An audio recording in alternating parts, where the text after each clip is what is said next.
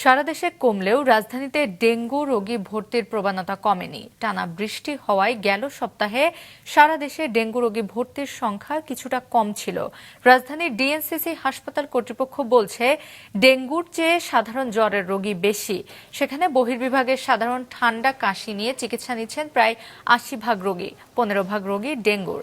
হাসপাতালটির পরিচালক জানান, গেল মাসে বহির্বিভাগে চিকিৎসা নিয়েছেন ১,০০০ জন। এ মাসের ১৫ দিনেই সংখ্যাটি কাছাকাছি চলে গেছে।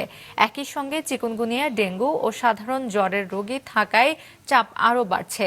ডেঙ্গুতে গেল মাসে মারা গেছে ৪১ জন, এ মাসে মৃত্যুর সংখ্যা ২২।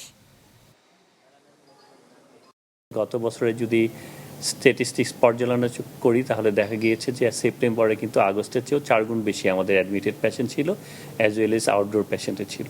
সেই ক্ষেত্রে আমাদের ধরেই নেওয়া যায় যে আর আগামী ১-২ সপ্তাহ পরে এই সংখ্যাটা পিকে চলে যাবে এবং অনেক বেশি হবে সংখ্যায়।